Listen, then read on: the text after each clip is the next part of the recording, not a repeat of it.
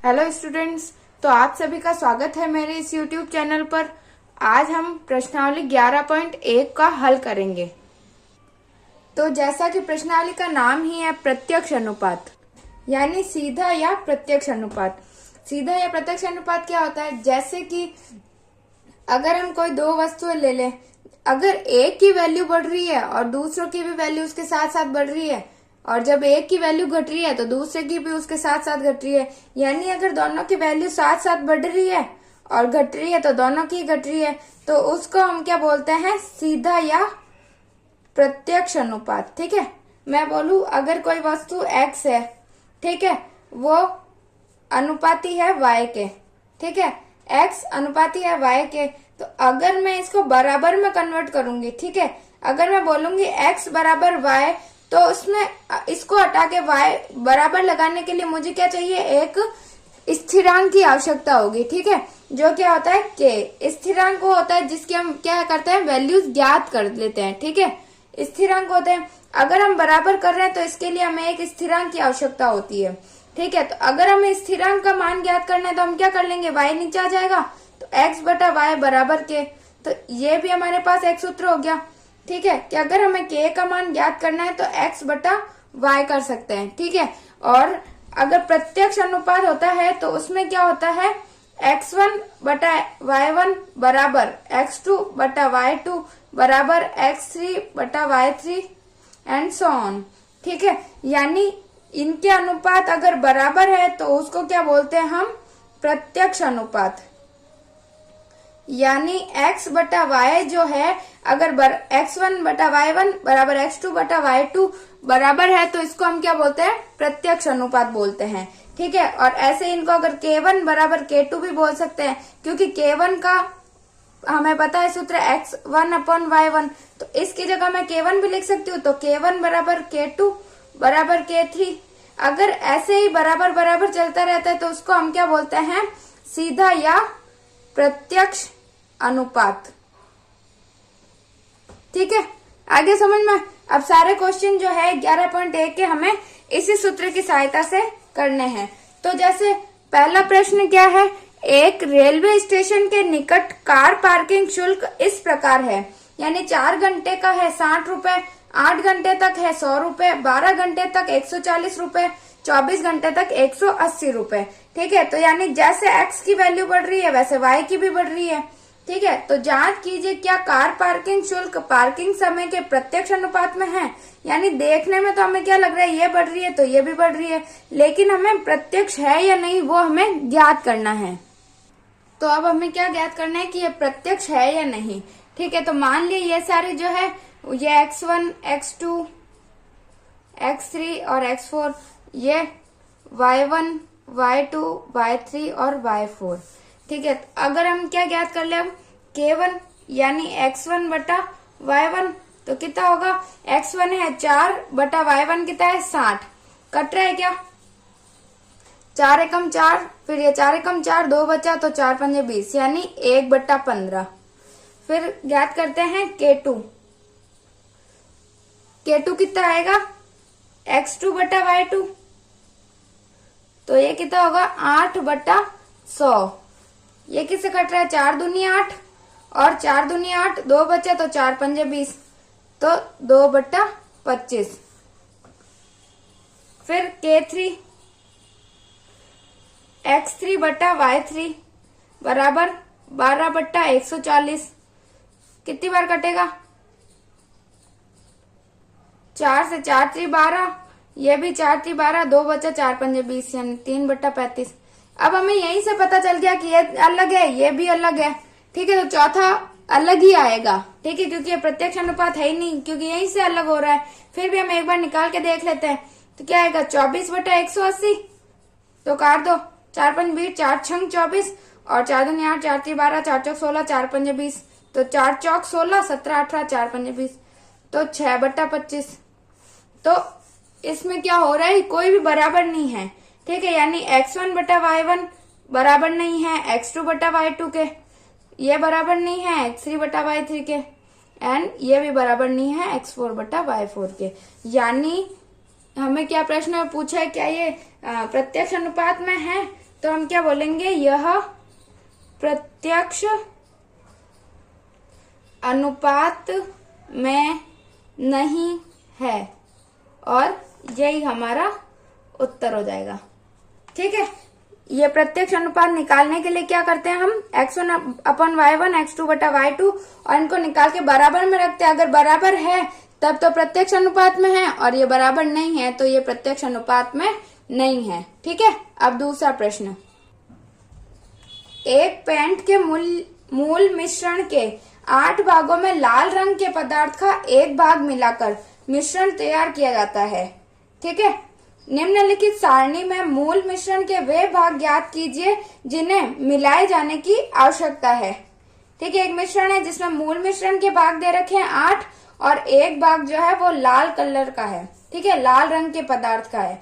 तो लाल रंग के पदार्थ के भाग दे रखे 1, 4, 7, 12 और 20, और मूल मिश्रण का केवल 8 दे रखा है। ये चारों पार्ट हमें ज्ञात करने हैं। अब दूसरे प्रश्न में मुझे ये सारणी दे रखी है, ठीक है, जिसमें लाल रंग के पदार्थ के भाग दे रखे हैं और मूल मिश्रण के भी भाग दे रखे हैं। ठीक है, अब मुझे ये ज्ञात करने हैं, तो मैं इसको मान लेती हूँ y1, इसको y2, इसको y3 और इसको y4। ठीक है, क्योंकि ये सारे तो x के भाग है और ये है y के। ठीक है, तो अब मुझे इनको ज्ञात करना है। तो कैसे ज्ञात करेंगे, वो सूत्र हमें पता है, x1 अपन y1 बराबर x2 बटा y2, ठीक है, बराबर x3 बटा y3। तो मुझे ये ज्ञात करना है। ठीक है, तो कैसे ज्ञात करेंगे, अगर मैं लिखूं कि x1 बटा y1 बराबर x2 बटा y2 होता है ना, तो x1 y1 क्या है मेरे पास 1 बटा 8 बराबर x2 y2, तो ये 4 बटा क्या है y1। ठीक है, आया समझ में, क्योंकि ये बराबर ही है। ठीक है, और ये तीनों चीजें हमें दे रखी है और y1 ज्ञात करना है, तो हम कर सकते हैं। कैसे करेंगे, पक्षांतरण कर देंगे, y1 ऊपर चला जाएगा, यहाँ हो गया y1, इधर क्या आएगा, ये इधर आ जाएगा, तो 4 इंटू 8, तो 8 16 8 24 8 चौक 32, यानी y1 मेरे पास कितना आ गया 32। ऐसे ही मुझे अगर ये तो आ गया मेरे पास ये, ठीक है, ये तो कितना आया 32। अब मुझे ये ज्ञात करना है, तो क्या करूंगी, वापस x1 बटा y1 बराबर x3 बटा y3। ठीक है, क्योंकि ये सब बराबर है तो हम ऐसा भी कर सकते हैं। तो क्या करूं, 1 बटा 8 ये तो दे रखा है, x3 मेरे पास दे रखा है 7, और y3 मुझे ज्ञात करना है। ठीक है, y3 यहाँ क्या है y2।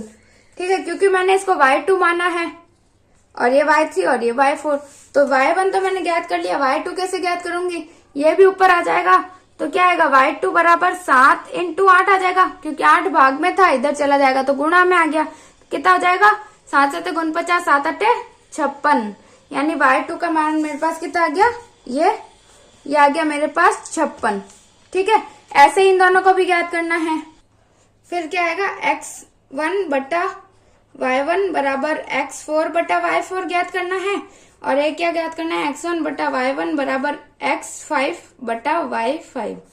ठीक है, तो अब x1 और y1 है 1 और 8, और x4 कितना है मेरे पास 12, तो 12 बटा y3। ठीक है, तो y3 ऊपर चला गया, और ये 12 इंटू 8 भाग में था, इधर आ गया, ये क्या किया मैंने, वज्र गुणा कर दिया। ठीक है, तो फिर y3 मेरे पास क्या आया, 12 8 96। ठीक है, ऐसे ही ये करेंगे तो 1 बटा 8, फिर आया 20 बटा y4 ऊपर चला गया, इधर क्या आएगा 20 इंटू 8, तो y4 की वैल्यू मेरे पास क्या आ गई 8 दूनी 16, 160 मेरे पास इसका आंसर आ गया। यानी ये मेरे पास सारणी पूरी हो गई, ये 96 और ये किया 160। ठीक है, अब हम देखते हैं तीसरा प्रश्न। प्रश्न 2 में यदि लाल रंग के पदार्थ के एक भाग के लिए 45 ml मूल मिश्रण की आवश्यकता है, तो मूल मिश्रण के 1800 ml में हमें कितना लाल रंग का पदार्थ मिलाना चाहिए। ठीक है, तो हम इसके लिए अगर सारणी देखें तो हम क्या देखते हैं कि क्या बोल रहा है कि लाल रंग का मिश्रण, लाल रंग का पदार्थ, ठीक है, उसके एक भाग के लिए मुझे कितना मूल मिश्रण की आवश्यकता है? 75 ml। फिर क्या बोल रहा है? तो मूल मिश्रण के 1800 ml में, तो 1800 क्योंकि ये भी ml है और मूल मिश्रण दे रखा है तो मैं इसके आगे लिखूंगी। मूल मिश्रण में लाल रंग का पदार्थ कितना चाहिए, यानी ये लाल रंग का पदार्थ है तो मुझे ये ज्ञात करना है। तो अब मेरे पास ये सारणी आ गई, ठीक है। तो अब मैं क्या करूंगी, ये मेरे पास है x1, ये y1, ये x2 और ये y2। तो अब मैं वो सूत्र लगा सकती हूँ, x1 upon x2, x1 upon y1 बराबर x2 अपॉन y2। ऐसे मेरे पास इसका मान आ जाएगा, ठीक है। तो चलिए देखते हैं क्या था मेरे पास, लाल रंग के पदार्थ का भाग, ठीक है, और एक क्या था, मूल मिश्रण, मूल मिश्रण का भाग या मूल मिश्रण का कितना पार्ट है। तो उसमें एक भाग का कितना था, 75 ml, ठीक है। और फिर क्या बोला था कि 1800 ml है, तो ये हमें ज्ञात करना है लाल रंग का भाग, ठीक है। तो अगर मेरे पास ये x मान लिया मैंने, ये मान लिया मैंने x और इसको मान लिया मैंने y, तो ये मेरे पास x1 और ये x2 और ये मेरे पास y1 और ये मेरे पास y2, ठीक है।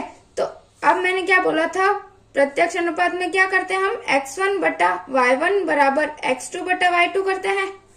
तो x1 कितना है, 1 बटा y1 है 75 बराबर x2 मुझे ज्ञात करना है, तो मैं इसकी जगह x2 लिख देती हूँ और y2 क्या है 1800, ठीक है। या मैं इसकी जगह क्या कर देती हूँ, x मुझे ज्ञात करना है तो मैंने x ले लिया, ठीक है। तो अब मैं क्या करूँ, इसको ऊपर भेज दूं क्योंकि ये भाग में होता है तो उधर जाएगा तो गुणा में हो जाएगा। तो 1800 बटा 75 बराबर x, और x का मान ही हमें ज्ञात करना है। तो किससे कटेगा, किसी से भी काट लो, 5 से कट जाएगा। कितनी बार कटेगा, 5 एकम 5, 2 बचे तो 5 25, फिर 5 दूनी 10, 5 3 15, 16 17 18, 3 बचे, फिर 5 6 30 और ये 0, फिर 15 से काट लो, 15 एकम 15 और ये कितनी बार कटेगा, 15 दूना 30, 6 बचे, 15 3 45, 15 चौक 60। तो x का मान मेरे पास क्या आ गया, 24। यानी कि लाल रंग का कितना भाग आएगा, 1800 ml मिश्रण में लाल रंग का 24 जो है भाग आएगा, ठीक है। ये एक भाग था तो इधर क्या आएगा, 24 मेरे पास इसका आंसर हो जाएगा, ठीक है। आगे समझ, मेन सूत्र यही है। और सबसे पहले हमें ये सारणी बनानी आनी चाहिए, तो हम क्या करते हैं, आसानी से इसको ज्ञात कर सकते हैं। अब हम देख लेते हैं चौथा प्रश्न। किसी सॉफ्ट ड्रिंक फैक्ट्री में एक मशीन 840 बोतलें 6 घंटे में भरती है, वह मशीन 5 घंटे में कितनी बोतलें भरेगी, ठीक है। क्या करती है वो मशीन, एक बार हम इसकी सारणी बना लेते हैं। पहले क्या करते हैं, एक मशीन जो है 840 बोतलें 6 घंटे में भरती है, ठीक है। तो यानी पहले लिख देते हैं समय और यहाँ लिख देते हैं बोतलें। तो समय कितना है, 6 घंटे में कितनी भरती है, 840 बोतलें। तो ज्ञात क्या करना है हमें, 5 घंटे में कितनी बोतलें भरेगी, ठीक है। तो ये मान लिया x है और ये y है, तो इसको हम क्या बोल देते हैं, y हमें ज्ञात करना है, ठीक है। तो चलिए सॉल्व करते हैं। तो अब मेरे पास ये क्या है, x1 और ये y1, ये x2 और y2, ठीक है। तो मैं क्या बोलूंगी कि x1 बटा y1 बराबर x2 बटा y2। तो x1 की जगह मैंने लिखा 6, ये लिख दिया है 840 बराबर x2 कितना है 5 और y2 है मेरे पास y, ठीक है। तो मैं इस y को ऊपर भेज देती हूँ और इसको नीचे ले लेती हूँ, ठीक है। जो भाग में होता है वो गुणा में चला जाता है और जो गुणा में होता है वो भाग में चला जाएगा, ठीक है। तो यानी y बराबर कितना आ जाएगा, 5 इंटू 840, क्योंकि 840 ऊपर चला गया और ये 6 नीचे आ जाएगा, ठीक है। फिर 6 से काट दो, 6 कम 6, इधर 6 कम 6 2 बचा, 6 कम 6 6 दूनी 12, 6 18, 6 चौक को 24 और ये 0। तो कितना होगा, 5 इंटू 140। अब गुणा करेंगे तो कितना आएगा, 0। ऐसा कैसा, 5 चौक 20, 0 हासिल का 2, 5 एकम 5 और 2 7, यानी 700 हमारा आंसर हो जाएगा। यानी क्या होगा कि 5 घंटे में कितनी बोतलें भरेगा, 700, ठीक है, क्योंकि 6 घंटे में 840 बढ़ता है तो 5 घंटे में बढ़ेगा 700 बोतलें, और यही हमारा आंसर होगा। अब हम देखते हैं 5वां प्रश्न। एक बैक्टीरिया या जीवाणु के फोटोग्राफ को 50,000 गुना आवर्धित करने पर उसकी लंबाई 5 सेंटीमीटर हो जाती है, जैसा कि संलग्न आकृति में दिखाया गया है। इस बैक्टीरिया की वास्तविक लंबाई क्या है? तो पहले क्या करना है, हमें वास्तविक लंबाई ज्ञात करनी है। और वास्तविक लंबाई कैसे ज्ञात करते हैं? जो पहले जो छोटी संख्या दे रखी होती है उसमें बड़ी संख्या का भाग दे देते हैं। ठीक है, क्या करेंगे, 5/50,000 करेंगे। ठीक है, फिर क्या करेंगे, इस बैक्टीरिया की वास्तविक लंबाई क्या है ये तो ज्ञात कर लेंगे। फिर यदि फोटोग्राफ को केवल 20,000 गुना आवर्धित किया जाए तो उसकी आवर्धित लंबाई क्या होगी या ज्ञात करनी है। जैसे 50,000 किया तो 5 सेंटीमीटर थी, तो 20,000 करेंगे तो कितनी आएगी वो हमें ज्ञात करना है। तो बैक्टीरिया की वास्तविक लंबाई क्या होगी?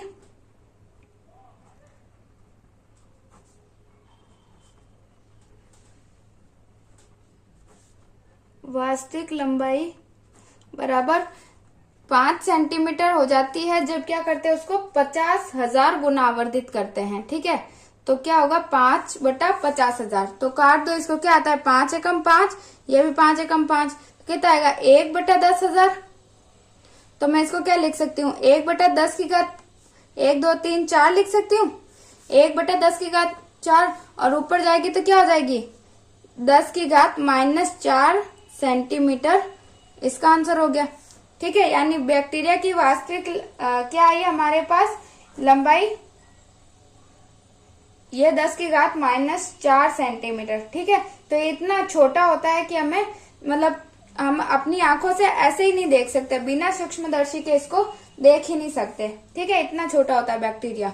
फिर क्या बोला है कि अगर 50 गुना आवर्धित करने पर लंबाई इतनी बढ़ जाती है, ठीक है, तो आवर्धन कर दें और नीचे लिख देते हैं लंबाई। तो अगर 50,000 आवर्धित करें तो 5 सेंटीमीटर लंबाई होती है उसकी। ठीक है, तो ये बोल रहा है कि 20,000 गुना आवर्धित कर दें तो लंबाई कितनी होगी। ठीक है, तो ये हमें ज्ञात करना है। तो कर सकते हैं हम, कैसे ज्ञात करेंगे, x1/y1 बराबर x2/y2।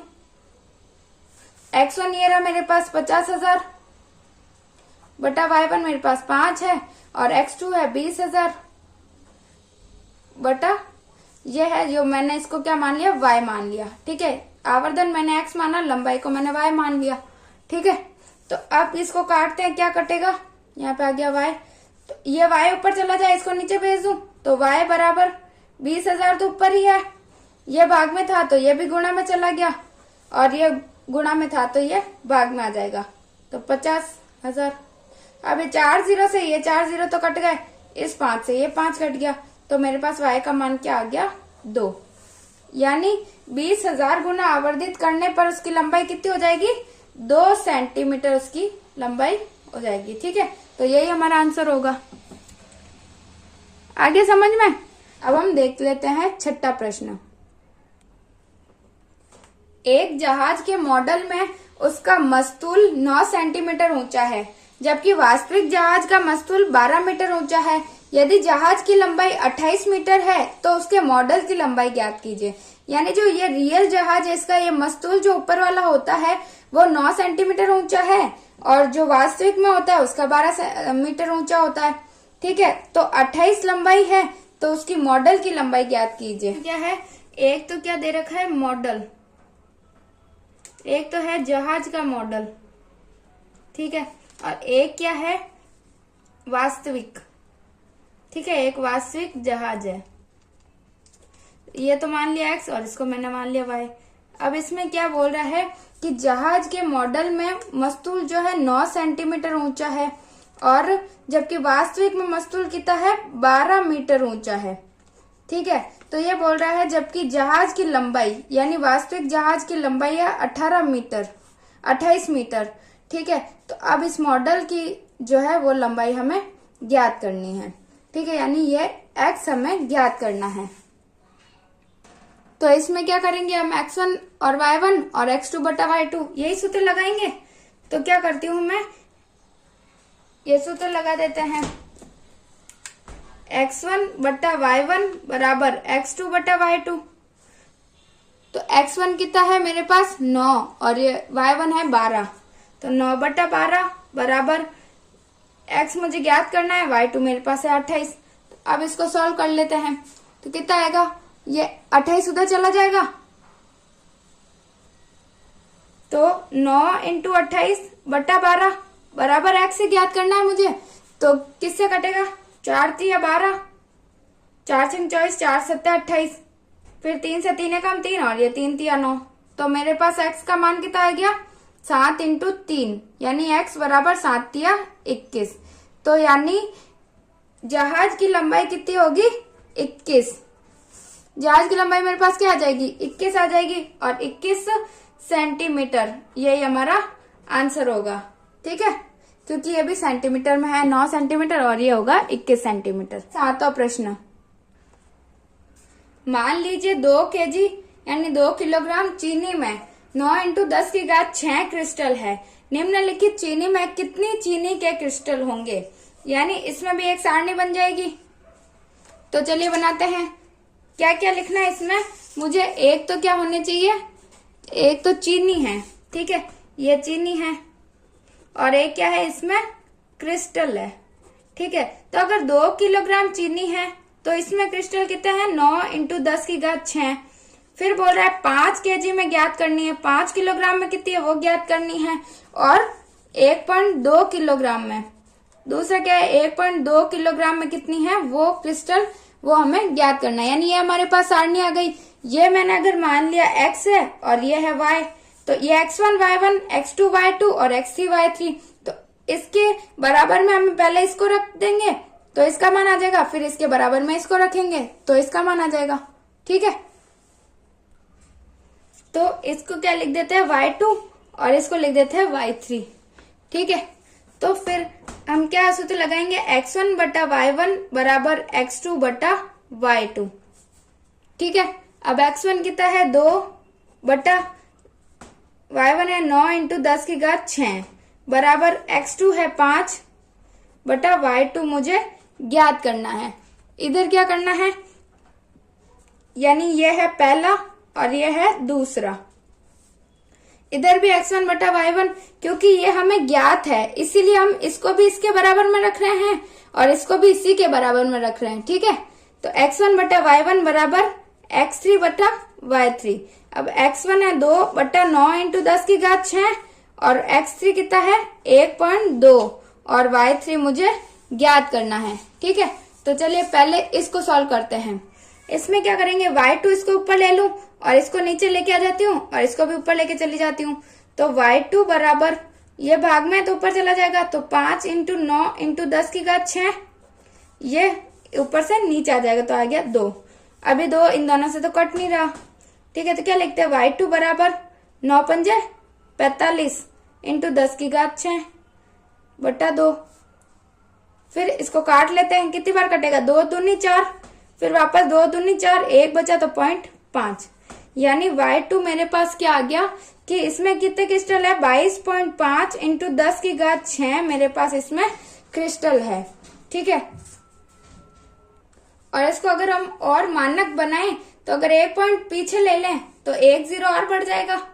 तो y2 बराबर 2.25 इंटू 10 की घात 7 क्रिस्टल मेरे पास इसका क्या हो जाएगा, आंसर हो जाएगा। ठीक है, ऐसे ही अगर इसको सॉल्व करें तो इसमें क्या आएगा, इस y3 को ऊपर ले जाऊं तो y3 बराबर 1.2 इंटू ये ऊपर आ जाएगा 9 इंटू 10 की घात 6 बटा 2 नीचे आ गया। फिर ये तो 2 से कट जाएगा, 2 छिंग 12 तो 0.6, यानी एक संख्या के पहले पॉइंट है तो इसमें भी एक संख्या के पहले लग जाएगा। अब इसको गुणा करें, अगर y3 क्या आएगा 0.6 इंटू 9 इंटू 10 की घात 6, तो y3 बराबर 9 एकम 9 दूनी 18 9 तीस 27 9 चौक 36 9 पंजे 45 9 छिंग 54, तो 54 में एक संख्या के पहले पॉइंट है तो 5.4 इंटू 10 की घात 6 हमारा आंसर हो जाएगी। ये क्या है, क्रिस्टल है। ठीक है, क्रिस्टल का मतलब क्या होता है, वो शक्कर में दाने नहीं होते, उसको बोलते हैं कि चीनी में इतने क्रिस्टल हैं। ठीक है, तो ये दोनों हमारे आंसर हो जाएंगे और अब हम देखते हैं 8वां प्रश्न। रश्मि के पास एक सड़क का मानचित्र है जिसके पैमाने में 1 सेंटीमीटर की दूरी 18 किलोमीटर निरूपित करती है। वह उस सड़क पर अपनी गाड़ी से 72 किलोमीटर की दूरी तय करती है। उसके द्वारा तय की गई मानचित्र में दूरी क्या है? ठीक है, प्रश्न में हमें क्या बोल रहा है कि जो रश्मि के पास एक सड़क का मानचित्र है तो पैमाने में क्या है, 1 सेंटीमीटर की दूरी कितनी है, 18 किलोमीटर। ठीक है, तो 1 सेंटीमीटर की दूरी कितनी है, वो 18 किलोमीटर है अगर, तो वो 75 किलोमीटर तय करती है। ठीक है, 72 किलोमीटर, तो उसके लिए पैमाने में क्या दूरी होगी? ठीक है, तो ये दूरी तो है पैमाने पर और ये है सड़क पर। ठीक है, यानी क्या करती है, वो सड़क पर 18 किलोमीटर चलती है और देखती है पैमाने में कितना वो कर रहा है, 1 सेंटीमीटर मापता है। ठीक है, तो यानी पैमाने में तो 1 सेंटीमीटर है लेकिन सड़क पर 18 किलोमीटर है, तो वो बोल रही है कि अगर 72 किलोमीटर वो सड़क पर चले तो पैमाने में कितना सेंटीमीटर हमारे पास आएगा। ठीक है, तो अब हमें यहाँ पे क्या ज्ञात करना है, x का मान ज्ञात करना है। ठीक है, तो सूत्र तो वही है, x1/y1 बराबर x2/y2। x1 है मेरे पास 1, y1 है 18 बराबर x2 x और y2 है 72। अब x का मान ही ज्ञात करना है, 72 को ऊपर भेज दूं तो 72/18 बराबर x, तो x बराबर कितना हो जाएगा, 18 × 18 36, 18 54, 18 चौक 72, यानी x का मान कितना हो गया, 4 सेंटीमीटर। यानी वो अगर सड़क पर 72 किलोमीटर चलती है तो पैमाने पर वो 4 सेंटीमीटर निरूपित करती है। ठीक है, तो यानी पैमाने पर उसकी दूरी कितनी आई, 4 सेंटीमीटर, और यही हमारा आंसर होगा। ठीक है, अब हम देखते हैं 9वां प्रश्न। एक 5 मीटर 60 सेंटीमीटर ऊंचे ऊर्ध्वाधर खंबे की छाया की लंबाई, यानी खंबे की ऊंचाई इतनी है और उसकी छाया की लंबाई कितनी है, 3 मीटर 20 सेंटीमीटर। उसी समय पर ज्ञात कीजिए कि 10 मीटर 50 सेंटीमीटर ऊंचे खंबे की छाया की लंबाई और उस खंबे की ऊंचाई जिसकी छाया की लंबाई 5 मीटर है। तो उसके लिए क्या करते हैं, पहले एक सारणी बनाते हैं। तो ये क्या बोल रहा है कि 5 मीटर 60 सेंटीमीटर ऊंचे। ठीक है, यानी एक तो दे रखी है खंबे की ऊंचाई और एक क्या दे रखी है, छाया की लंबाई। ठीक है, ये है x और ये है y, यानी x1 y1, x2 y2 और x3 y3। ठीक है, तो पहले खंबे की ऊंचाई कितनी दे रखी है, 5 मीटर 60 सेंटीमीटर। तो इसको मैं क्या लिख सकती हूँ, 5.60 मीटर लिख सकती हूँ, क्योंकि 5 मीटर 60 सेंटीमीटर ऐसे पढ़ते ना हम, तो इसको लिख दिया मैंने। तो इसकी छाया की लंबाई कितनी है, 3 मीटर 20 सेंटीमीटर, यानी 3.20 मीटर। फिर पहला प्रश्न क्या है, 10 मीटर 50 सेंटीमीटर की छाया की लंबाई ज्ञात करनी है, यानी 10.50 मीटर है खंबे की ऊंचाई, तो उसकी छाया की लंबाई ज्ञात करनी है। फिर दूसरे में क्या करना है, खंबे की ऊंचाई ज्ञात करनी है और छाया की लंबाई कितनी दे रखी है, 5 मीटर। तो ये मेरे पास सारणी आ गई। मेरे पास x1 y1 है तो इसकी सहायता से मैं इन दोनों को भी ज्ञात कर सकती हूँ। 9वें का पहला देखते हैं। ठीक है, इसमें क्या है, x1/y1 बराबर x2/y2। ठीक है, x1 कितना है, 5.60 बटा y1 है 3.20 बराबर x2 है 10.50 बटा y2 क्या है, y2 ले लेते हैं। ठीक है, अब y2 को इधर भेज दो, ये नीचे आ जाएगा और ये ऊपर चला जाएगा, यानी वज्र गुणा कर दें तो y2 क्या हो जाएगा, 10.50 इंटू 3.20 बटा 5.60। ठीक है, तो अगर मैं क्या करूं, पहले पॉइंट को ही हटा देती हूँ, तो मैं क्या करती हूँ, y2 बराबर इस पॉइंट को हटाया तो नीचे कितने 2 जीरो आ जाएंगे, तो गुणा 2 जीरो, इसको हटाया तो भी 2 जीरो, फिर इसको हटाया तो ऊपर 2 जीरो।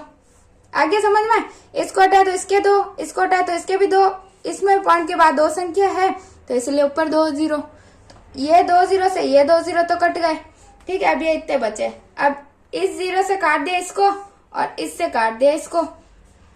ठीक है, अब क्या बचा 105 इंटू 32 बटा नीचे क्या बचा 56 इंटू 10। अब काटते हैं, सम संख्या से काट लेते हैं पहले। तो 2 एकम 2, 1 बचा 2 छिंग 12। ठीक है, वैसे ही इसको काटा तो 2 दूनी 4, 1 बचा 2 अठे 16, फिर 4 चौक 16 और 4 सत्ते 28, 4 अठे 4 सत्ते 28। ठीक है, ये हो गया। तो इसको काटते 5 से, तो 5 दूनी 10 और इसको काटे तो 5 दूनी 10 और 5 एकम 5।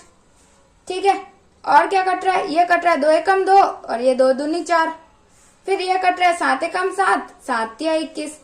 जितना भी कट रहा है सारा एक साथ ही काट देना है। ठीक है, तो अब मेरे पास इधर क्या बच गया 2 और 3 है ना, 3 इंटू 2 यानी क्या बचेगा मेरे पास 6 सेंटीमीटर और ये मेरा आंसर होगा। ठीक है, 6 सेंटीमीटर। तो यानी 10.50 मीटर अगर ऊंचाई है तो इसकी छाया की लंबाई कितनी होगी 6 मीटर होगी। ठीक है, अब ये दूसरा वाला सॉल्व करते हैं। दूसरा क्या है, x1 बटा y1 बराबर x3 बटा y3। ठीक है, ये हमने क्या निकाला था y2 का मान निकाला। अब x1 का मान मेरे पास क्या था 5.60 बटा 3.20 बराबर x3 का मान मेरे पास ज्ञात करना और y3 कितना है y3 कितना है 5। तो x3 तो मुझे ज्ञात करना है और y3 मेरे पास 5 है। अब मैं इसको इधर भेज दूं तो 5.60 इंटू 5 बटा 3.20 तो बराबर x3। इसमें भी यही करती हूँ, पॉइंट हटाया नीचे 2 0, इस पॉइंट को हटाया ऊपर 2 0, 2 0 से 2 0 कट गए। ठीक है, तो अब x3 क्या आ गया 560 इंटू 5 बटा 320, 1 0 से 1 0 कट गया। फिर सम संख्या तो काट दो, 2 एकम 2, 2 छिंग 12, फिर 2 दूनी 4, 2 अठे 16, फिर 4 चौक 16, 4 सत्ते 28, कितना है 7 इंटू 5 बटा 4। अब तो कुछ नहीं कट रहा, तो अब क्या आएगा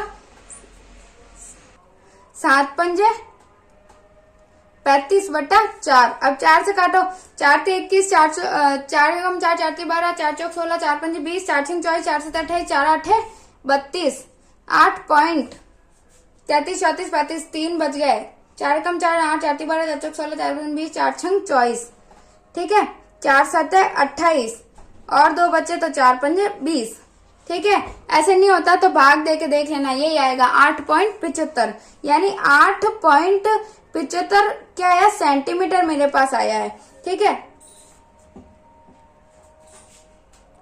तो सेंटीमीटर नहीं होगा, ये क्या होगा मीटर में, क्योंकि मेरे पास ये खंबे की ऊंचाई किसमें दे रखी है मीटर में दे रखी है और ये भी मीटर में है, यानी y2 भी मेरे पास आ गया 6 मीटर और ये कितना आएगा 8.75 मीटर।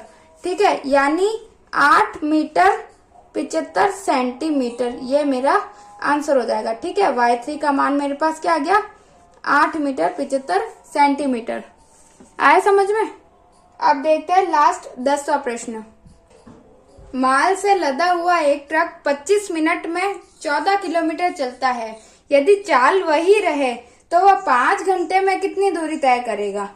तो हमें क्या करना है, एक सारणी बनानी है जिसमें 25 मिनट और 14 किलोमीटर, ये x1 y1 और ये फिर क्या हो जाएगी 5 घंटे में, तो फिर ये हो जाएगा x2 और y2 हमें ज्ञात करना है।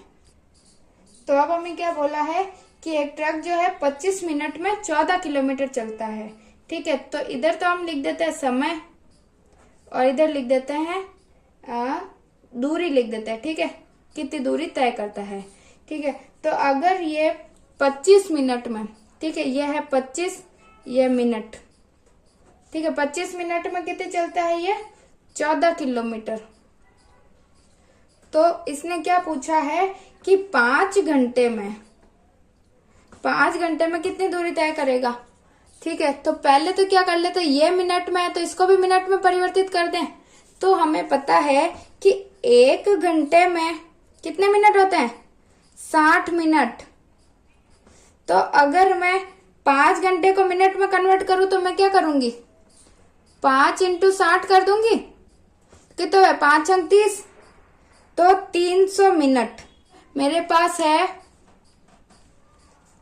सूत्र तो हमें पता है x1 बटा y1 बराबर x2 बटा y2। x1 है मेरे पास 25 बटा y1 कितना है 14 बराबर x2 है 300 बटा y2 मुझे ज्ञात करना है। तो मैंने इसको क्या मान लिया, y मान लिया। ठीक है, इसको मैंने मान लिया y। तो अब मुझे y ज्ञात करना है, तो मैं y को इधर भेज दूं, इसको नीचे लेके आ जाती हूँ। तो y बराबर 300 इंटू 14 ऊपर आ जाएगा ये, और ये 25 नीचे चला गया। ठीक है, तो अब काट दो, किससे काटोगे, 5 से काटते हैं, 5 25, ये 5 छंग 30 और ये 0। फिर 5 एकम 5 और ये कटेगा 5 दूनी 5 एकम 5, ये बचा 1, तो 5 दूनी 10 यानी 12। तो y का मान मेरे पास क्या आ गया, 12 इंटू 14। तो 12 इंटू 14 12 का पारा तो आता है, 12 दूना 24, 12 तिया 36, 12 चौक 48, 8 हासिल का लगा 4, 12 एकम 12 और 4 16 यानी 168 किलोमीटर वो दूरी तय करता है। यानी वो ट्रक जो है वो 300 मिनट में 168 किलोमीटर की दूरी तय करता है। तो आगे समझ में, तो इस प्रकार प्रश्नावली 10.1 यहीं पे समाप्त होती है। अगर आपको मेरे ये वीडियोस पसंद आ रहे हैं तो आप इनको लाइक करिए, अपने दोस्तों में शेयर करिए और मेरे इस YouTube चैनल को सब्सक्राइब जरूर कीजिए।